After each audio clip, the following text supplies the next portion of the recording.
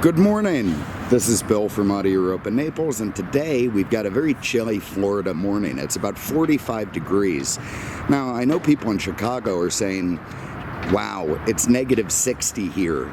We're really not all that impressed by 45, but I gotta tell you, when Naples hits 45, it's kind of the equivalent of a snow day.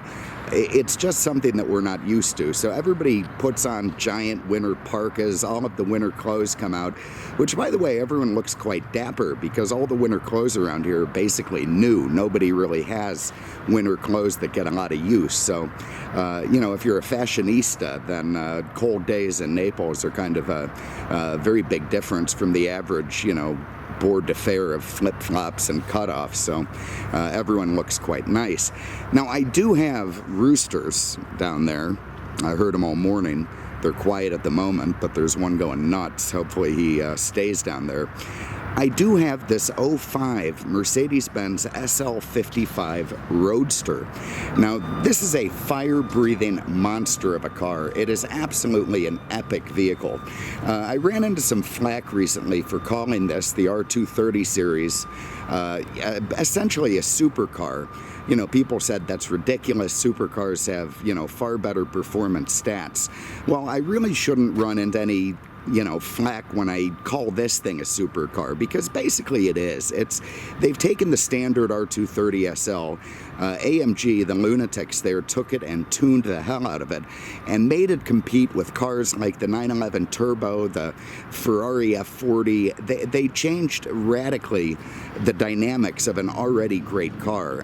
What they did is they bumped up the engine displacement on that all-aluminum V8. They added a screw-type supercharger, got 493 horsepower out of it. Pretty impressive stat. Also has way over 500 pound-feet of torque, so the thing is an absolute torque monster. On top of that, it's very, very good looking. It does have some stuff to distinguish it from its lower horsepower SL brother. Not a lot, though, because, of course, the Teutonic designers at Mercedes and AMG, they're a bit understated. You can see the AMG badge in the back, the SL55. The 05 is considered pretty desirable because it was the third production year. They worked out some of the kinks in the car, and overall, it's just a more solid platform. You can see the four pipes there at the back, the polished tips, the AMG pipes, nice little bumper treatment, the SL55 badging over that, the LED tail lamps. These enormous twin-spoke 5-star 3-piece AMG alloys.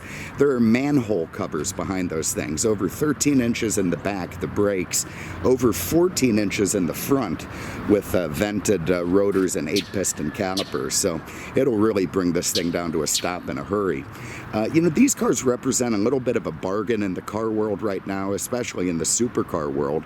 You're talking about a machine that was about $120,000 new, maybe a little more in 05, had supercar performance and can now be bought for a fraction of the price.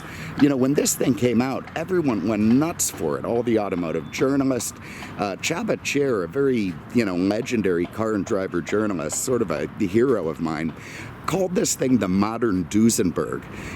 Big, heavy, incredibly nimble for what it is, supercharged, powerful, expensive, and just lovely. And I have to agree with him. In a lot of ways, fair enough. This is the modern day, now it's a little bit vintage, but at its time, it was the modern day Duesenberg and really did have the most powerful engine ever put in a Mercedes-Benz at the time, and had the best performance figure of any Mercedes-Benz. So truly an incredibly neat piece.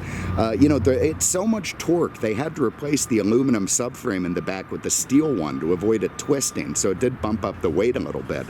But for a car that comes in with, basically Moby Dick heft, it has an incredible ability to handle it well and be very, very glued to the pavement and give you an incredible driving thrill. Anyway, let's just get into it. We're going to get inside the trunk with the top in the up position, so you get a feel for that. that little partition goes up, and you have a pretty good, I love the construction and the beeping, just love it. Anyway, you have a pretty good cargo area. You can fit some golf clubs in there, determined, you know, that you can actually put golf clubs in with the top down. You get them in head side over there, tail side there, put this partition down, and you're good to go.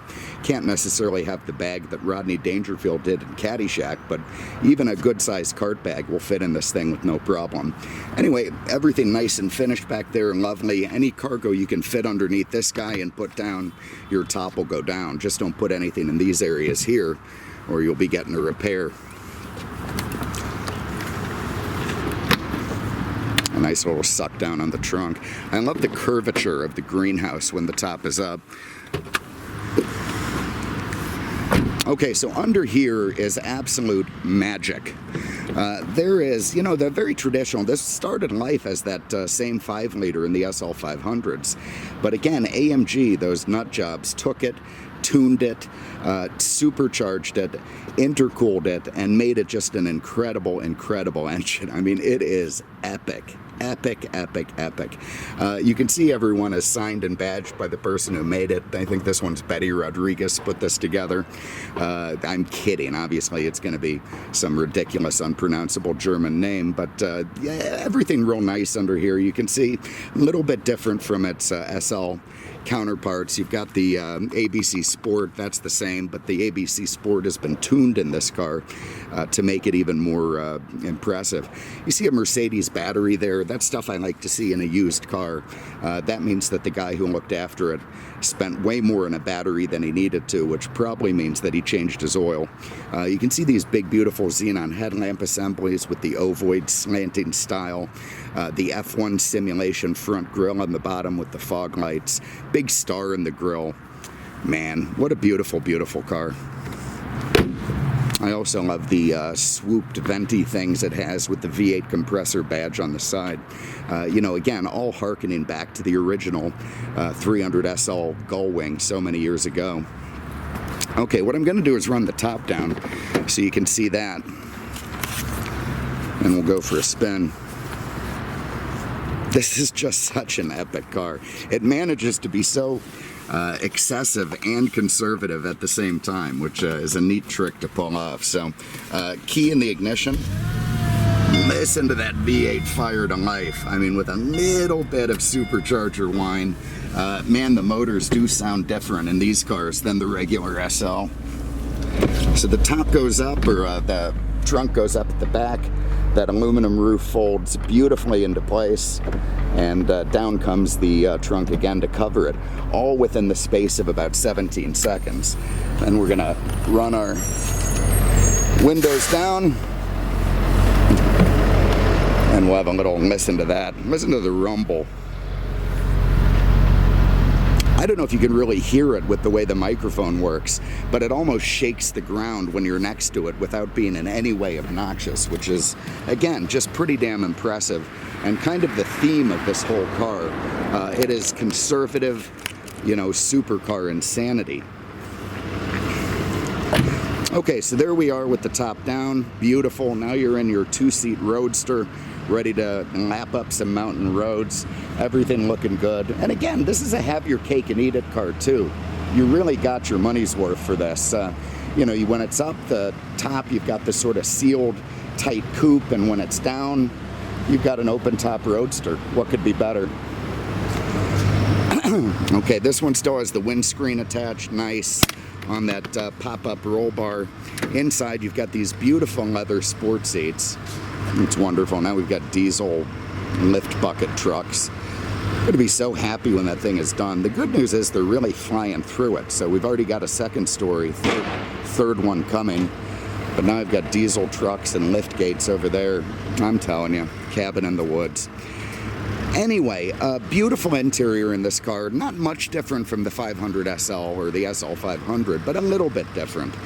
Just enough to make a difference. You press this little guy on top of the seat. It's going to move that front seat forward and give you access to your rear cargo area. And here you're going to find a CD changer if you've got any vintage CDs you want to play. A little spot there to put a pretty good-sized revolver. You've got these seat belts here to strap cargo in on that package shelf if you want. They clip into that guy down there. Yeah, I suppose you could also put a child or a dog sideways there and strap them in, and they'll be, you know, safe enough. You can see the beautiful treatment on the door panels. Because they couldn't do a curtain airbag with the way the roof is, they had to come up with a very fancy sort of torso head side airbag that works, you know, just about as well. Mercedes and their safety. Good, now we've got reverse beeping. You also have a nice little gun pocket here, lovely. You got lovely leather inserts with the wood and the soft materials and the stitched leather, big Bose speaker. All right, I'm gonna get in, fire it up, and put the top up because this is ridiculous. And the noise is just obnoxious for any morning. God, the sound from that V8 is just epic. Okay, so to run the top, I'll show you this real quick. This underneath the top control is a manual roll bar control. So press that, and you can pop up your roll bar to drive around stylistically. If you leave it down, it's fine. It's gonna come up like an airbag in the event of calamity. Okay, so I'm pressing down on the top button, and you can see the reverse now in the top. Got my friends going in. This is just an absolute explosion of noise this morning.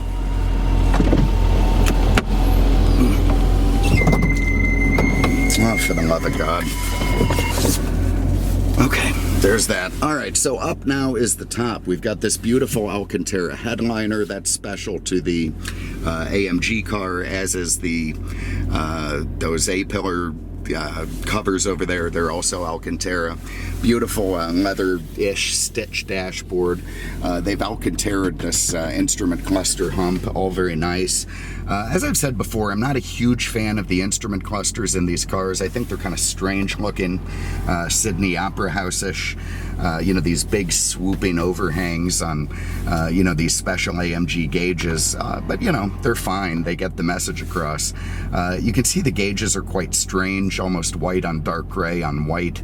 But they are AMG badged. They've got a V8 compressor logo. They represent a bigger red line than the SL500. And you've got all the information you need. You can see just 59,000 miles of the clock of this thing. Over here you've got your heated seats, which I'm going to use.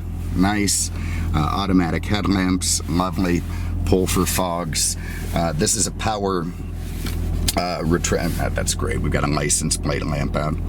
These are the kinds of things these guys have to check for me, I swear to God.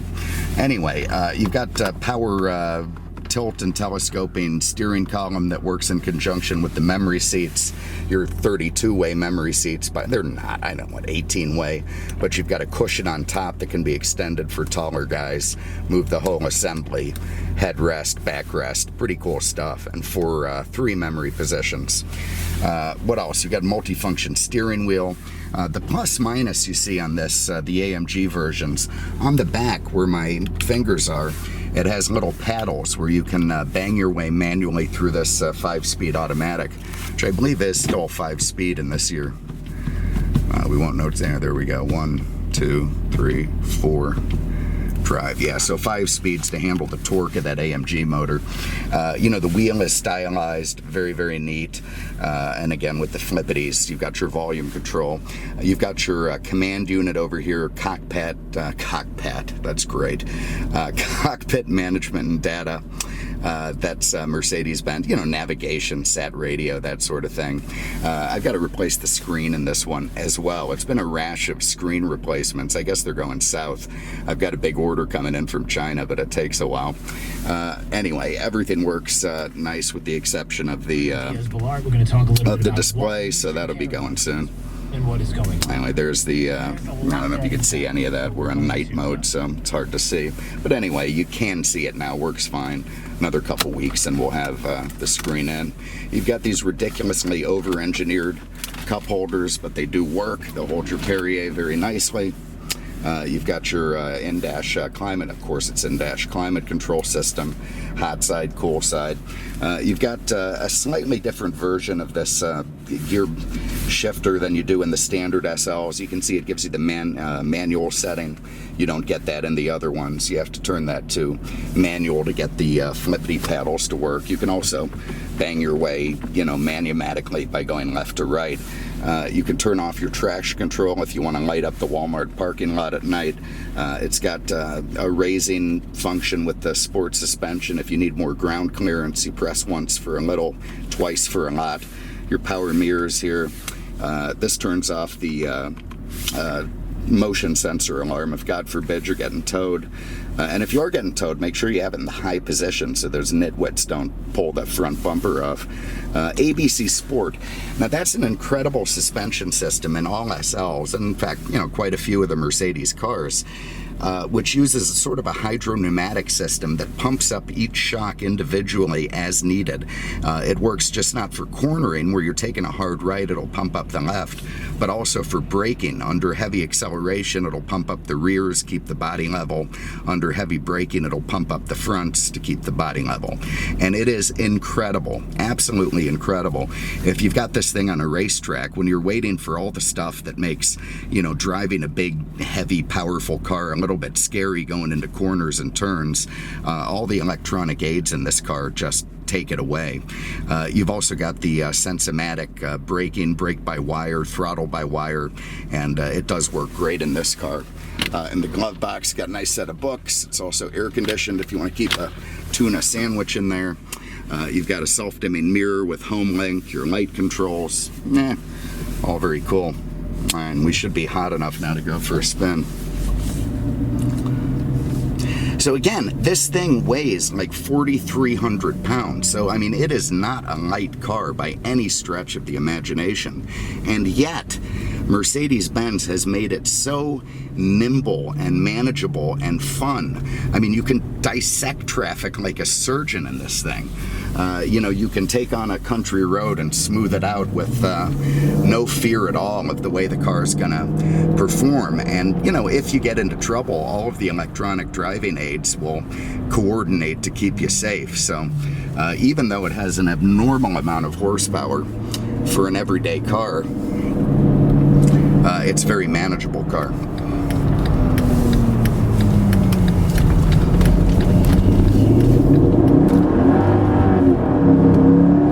Incredible. Absolute instant torque. Instant pull, puts your gut into the back of the steering wheel. The supercharger just kicks you back in a way the normal SL doesn't. An absolute joy to hammer this thing. And, you get all that without any of the real detractions that you get from supercars. When you're on a bumpy road, it doesn't, jar your spleen out of your body. When you're, driving around the boulevard, it feels like a nice smooth cruiser. It just does everything really well, including insane performance. So there it is, 2005 Mercedes-Benz SL55 AMG Roadster, supercharged, 493 horse, torque up the yin-yang. This thing is an absolute joy. If you have an interest, give us a call, 239-298-8000, on the web at Audi Europa. At aenaples.com. Let's get ourselves back into the correct gear and just let it be what it is. So there it is. If you have an interest, again, we're standing by and love to hear from you. Thanks for having a look. We'll call you with the next one. Take care.